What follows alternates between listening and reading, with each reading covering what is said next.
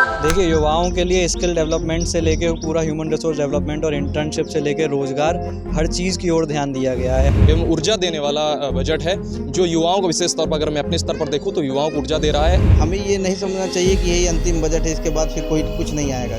मोदी सरकार 3.0 तीसरी बार बनने के बाद केंद्रीय मंत्री निर्मला सीतारमण ने आज आम बजट पेश किया है। इसको लेकर जो युवा है वो क्या सोचते हैं, कहा जा रहा है कि ये बजट युवाओं को समर्पित है। इस समय हमारी मौजूदगी काशी हिंदू विश्वविद्यालय में है। हमारे साथ कुछ यहाँ युवा जुड़े हैं, उनसे हम बात करेंगे और जानने का प्रयास करेंगे कि वो कैसे देख रहे हैं इस बजट को। सर, पहले तो अपना नाम बताएं, क्या नाम है आपका? जी, मेरा नाम अश्वनी चौहान है। अच्छा, आपने बजट देखा इस बार का? हाँ जी, बजट के हाइलाइट्स देखे मैंने। कैसा लगा? बजट देख के मुझे तो सुख की अनुभूति हुई, जिस तरीके से इसमें छात्रों और युवाओं के लिए घोषणाएं की गई हैं, तो वह देख के कहीं ना कहीं अपने भविष्य के प्रति मैं थोड़ा आश्वस्त महसूस करता हूं। बजट युवाओं को बताया जा रहा है कि समर्पित है, तो युवा के लिए क्या कुछ इसमें है? देखिए, युवाओं के लिए स्किल डेवलपमेंट से लेके पूरा ह्यूमन रिसोर्स डेवलपमेंट और इंटर्नशिप से लेके रोज़गार, हर चीज़ की ओर ध्यान दिया गया है। हम जो है एक तरफ जब नौकरी की बात करते हैं तो यहाँ पे इंटर्नशिप के बारे में भी सोचा गया है। तो यह है कि ये मैं देखता हूँ कि दूरगामी कदम है, जिससे स्किल डेवलपमेंट के साथ साथ किसी भी व्यक्ति को एक वर्किंग एक्सपीरियंस भी पढ़ते पढ़ते मिल जाता है और भविष्य में उसको नौकरी खोजने में भी आसानी होगी। आपका नाम क्या है, क्या करते हैं आप? मेरा नाम भास्कर आदित्य त्रिपाठी है, मैं हिंदी विभाग का छात्र हूँ। अच्छा, युवाओं के लिए इस बजट में क्या है? नौकरियों पे बात कही जाती है, विपक्ष लगातार चुनाव में भी इसका मुद्दा उठाता रहा है और हमेशा उठता रहा है, तो युवाओं के लिए रोजगार के लिए क्या कुछ है इस बजट में? देखिए, रोजगार के लिए सबसे आवश्यक है कि स्किल, तो स्किल पे सरकार फोकस कर रही है। 500 ITI जो है अपग्रेड कर रही है उनको, कि किस तरीके से उनकी शिक्षा व्यवस्था हो, कि आपको व्यावसायिक शिक्षा कैसी हो, वहाँ की आपको रोज़गार मिले, तो उस पर सरकार ध्यान दे रही है। जो 500 बड़ी कंपनियां हैं, अभी मैंने कहा 1000 ITI को अपग्रेड करने, जो 500 बड़ी कंपनियां, उनमें इंटर्नशिप की योजना है, 1 साल की प्रधानमंत्री इंटर्नशिप, जिसमें 5000 रुपये प्रतिमाह दिए जाएंगे 12 महीने तक। ये हो गया। इसके अतिरिक्त हम देखेंगे कि जैसे युवा वर्ग मोबाइल फ़ोन का बहुत प्रयोग करता है पढ़ाई में, तो मोबाइल फ़ोन और चार्जर पे भी टैक्स में छूट दी गई है। जब मोबाइल अब सस्ता होगा और ज़्यादा यूज़ करेंगे। नहीं, बात यूज की, जैसे उसके सकारात्मक यूज की हम बात करते हैं कि छात्र अध्ययन में कर रहे हैं। अभी कोरोना जब से आया तब से बहुत अधिक संख्या, टैरिफ बढ़ा दिया गया है यहाँ तो रिचार्ज वगैरह का। नहीं, उस पर भी कुछ करना चाहिए। रिचार्ज की दरें तो बढ़ी हैं। हाँ सर, आप क्या नाम है? मेरा नाम ध्रुव सिंह परमार, मैं विधि संकाय में LLB का छात्र हूँ। अच्छा, नरेंद्र मोदी ने कहा है कि ये बजट जो है विकसित भारत की नींव को और मजबूत करेगा। आप कैसे देख रहे हैं? बिल्कुल, ये एक सर्वांगीण, सर्वसमावेशित एवं ऊर्जा देने वाला बजट है, जो युवाओं को विशेष तौर पर अगर मैं अपने स्तर पर देखूं तो युवाओं को ऊर्जा दे रहा है। हम आश्वस्त हो रहे हैं कि हमारे शिक्षा के स्तर से लेकर अब जब हम शिक्षा से आगे जाएंगे तो रोजगार में भी हमें मदद करेगा। 2-3 चीज़ें हैं, जैसे है कि कौशल विकास के लिए 2 लाख करोड़ रुपए दिए गए हैं, ये भी तय करेगा हमारे विकास आगे जो हम करने वाले हैं अपने भविष्य में। एक और चीज़ जो मुझे आकर्षित कर रही है वो यह है कि अगर आप देखें तो जो ग्रामीण जो गरीब होता है उसको तो एक बार आवास बना सकता है लकड़ी से, अन्य संसाधनों से, परंतु जो शहरी गरीब है उसके आवास के लिए बड़ी कठिनाइयां हैं। इस बार 10 लाख करोड़ रुपए शहरी गरीब के आवास के लिए दे गए हैं, जो मुझे प्रसन्नता हो रही है कि उन्होंने, सरकार ने इस पर नज़र दिया। और जैसे विशेष तौर पर देखा जाए तो 500 कंपनियों में इंटर्नशिप की जो व्यवस्था की गई है और फूड पार्क्स के लिए जो किया गया है, इन सभी चीज़ों में देखा जा सकता है कि युवाओं के लिए, हम सभी स्तर के लोगों के लिए, महिलाएं हों, गरीब हों, हुनर जिनके अंदर है, उन सबको ऊर्जा देने वाला एक बजट है। आप कैसे देख रहे हैं बजट? पहले तो आप अपना नाम बताइए। मेरा नाम विकास तिवारी है, सोच छात्र हिंदी विभाग। आप शोध के छात्र हैं, तो आप कैसे देख रहे हैं इस बजट को? देखिए, शोध छात्र होने के नाते ये बजट कह सकते हैं कि युवा, किसान और छात्रों के हित को ध्यान में रखकर बनाया गया है। कहीं ना कहीं सरकार ने बहुत अच्छा कदम उठाया है। और इस बजट में जो चीज़ें छूट रही हैं, हमें ये नहीं समझना चाहिए कि यही अंतिम बजट है, इसके बाद फिर कोई कुछ नहीं आएगा। जो चीज़ें छूट रही हैं सरकार उस पर भी ध्यान देगी, और हमारा भी काम है, हमारा भी उत्तरदायित्व है, क्या चीज़ें ऐसी छूट रही हैं उसको सरकार को अवगत कराना, कि अगले बजट में उसको जो है उसको भी तरजीह दिया जाए। अच्छा, आपको क्या लगता है क्या कुछ चीज़ें छूट रही है? अभी जैसे टेलीकॉम कंपनियों के विषय में आप चर्चा कर रहे थे, टैरिफ प्लान के विषय में चर्चा कर रहे थे, तो टेलीकॉम कंपनियों पर भी थोड़ा सा अंकुश लगाना चाहिए। मनमानी तरीके से जो इन लोगों की रिचार्ज की दरें बढ़ रही हैं, तो उस पर भी सरकार का अगर नियंत्रण रहे, उस पर भी कुछ सरकार पब्लिक डोमेन के लिए बजट दे तो अच्छा रहेगा। क्योंकि निरंतर आप मोबाइल और चार्जर पे टैक्स हटा देने से ये नहीं कह सकते कि हम सब लोग यूज़ सस्ता इंटरनेट लोगों को हाँ प्रोवाइड भाई, करा क्योंकि डाटा अब 1000 से कम 3 महीने के प्लान में कोई नहीं है।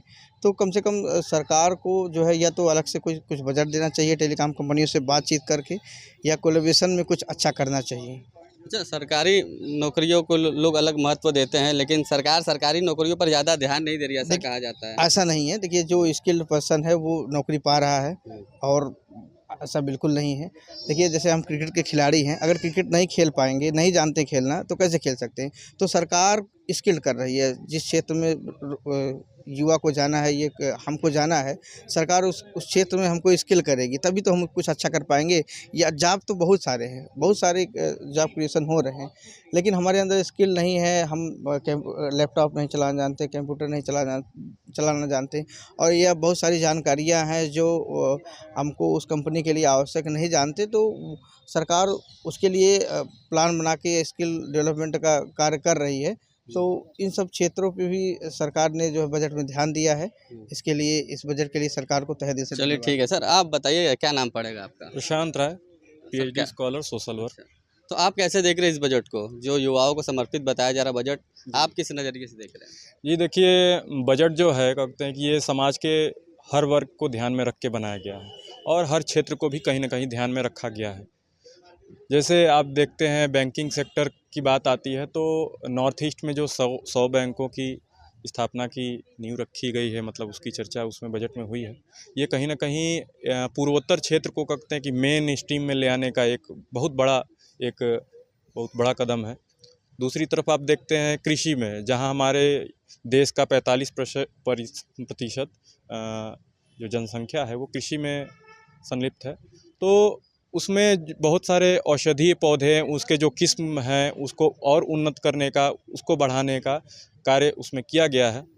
और आप आते हैं प्रधानमंत्री जनजातीय आवास ग्राम योजना, उसके तहत 63,000 गाँवों को 63,000 गाँव में 5 लाख से भी ज़्यादा लोग उससे लाभान्वित होंगे, जनजातीय लोग उससे लाभान्वित होंगे।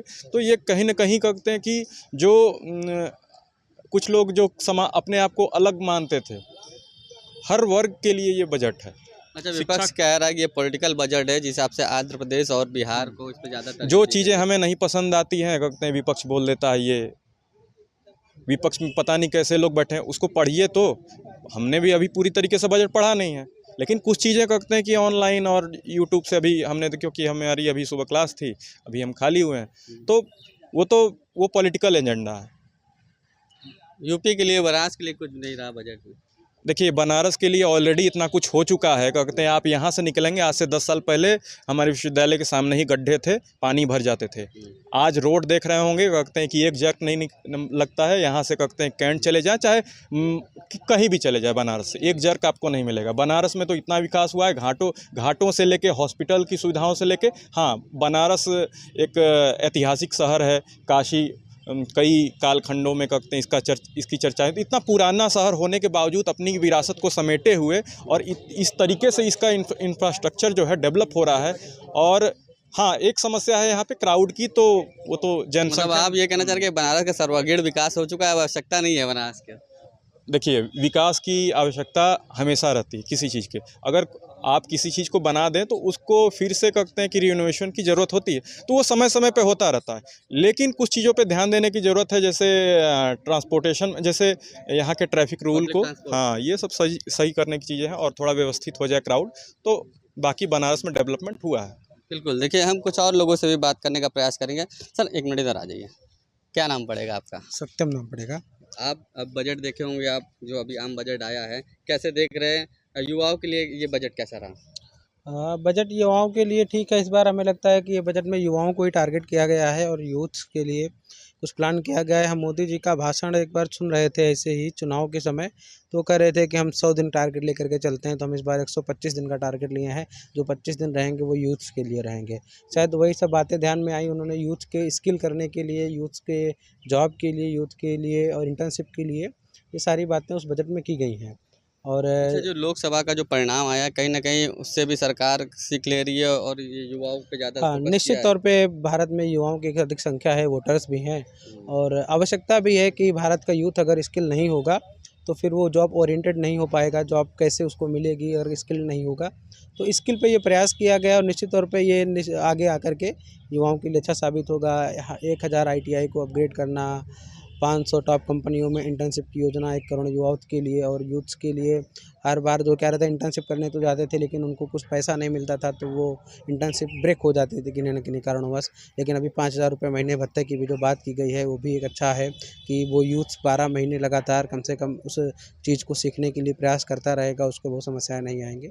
कुल मिला के यूथ्स के लिए अच्छा बजट है और सरकार ने मेडिकल कॉलेज वगैरह के लिए भी प्रयास किए हैं और कैंसर जो देश की में एक बहुत बड़ी बीमारी आजकल फैल रही है, इसकी दवाओं पे जो कस्टम ड्यूटी हटाई है तो इससे बहुत सारी उसकी जो दवाएं हैं महंगी थी, उनमें भी बहुत सारी पैसों में कमी आएगी। जो सामान्य लोग हैं उस दवा को आसानी से खरीद सकेंगे, उन पर बहुत ज़्यादा भार नहीं पड़ेगा। तो ये सारी बातें हैं तो अभी बहुत ज़्यादा पढ़ने का भी बाकी है, अभी बजट कैसा अच्छा, है। विपक्ष कह रहा है कि बजट में कुछ खास नहीं है। अब विपक्ष के लोग जब संसद में निर्मला सीतारमण जी बजट भाषण पढ़ रही थी तो वो लोग ताली बजा रहे थे, होल्ला कर रहे थे, उन्होंने सुना ही नहीं है तो सुनेंगे नहीं तो उनको कैसे पता चलेगा अच्छा है कि ख़राब है। ओवरऑल आप कैसे देख रहे हैं पूरे बजट को? बजट ठीक एक है, युवा की मतलब दृष्टि कि जो औसत बजट होना चाहिए उस प्रकार से है। यूथ के लिए तो उसमें बहुत कुछ है, यूथ के लिए हम कहेंगे बहुत अच्छा बजट है। ओवरऑल ओवरऑल औसत बजट है जैसे सामान्यता रहता है और अच्छा है कि इन्होंने जो बेसिक चीज़ें हैं ग्रामीण की समाज की या लोगों की उस पर काम किया है, चाहे पक्के मकान देने की बात रही हो या उनकी घरेलू जो चीज़ें हैं उन पर बात की गई हो। इस प्रकार की जो चीज़ें हैं उन पर ध्यान गरीबी दिया बड़ा गया है। मुद्दा है भारत के लिए, तो इस पर काम किया गया है इस बार हाँ, बजट काम में? किया गया है। इस बार जो जनजातीय समाज को आवास देने की बात की गई है, शहरी गरीबियों को आवास देने की बात की गई है। इस प्रकार की जो बातें हैं ये निश्चित तौर पे यूथ्स के लिए अच्छा अवसर है और इस पर कुछ ना कुछ हमें लगता है कि आगे ये बजट है, अभी बजट प्रस्तुत हुआ है, इस पर जब काम शुरू होगा तो परिणाम बदलते हुए नज़र आएँगे। तो बिल्कुल देखिए, तमाम हमारे साथ काशी हिंदू विश्वविद्यालय के छात्र थे, युवा थे और अपने नज़रिए से उन्होंने बताया कि ये बजट युवाओं के लिए बहुत बेहतरीन बजट है। आने वाले समय में ये बजट और लाभकारी होगा। श्रेष्ठ यूपी के लिए वाराणसी से सत्येंद्र कुमार नंदा। यूपी की हर खबर देखने और उनसे अपडेट रहने के लिए हमारे चैनल श्रेष्ठ यूपी को सब्सक्राइब और लाइक करें। साथ ही बेल आइकन को दबाना ना भूलें, जिससे हमारे हर वीडियो की जानकारी आप तक पहुंचती रहे।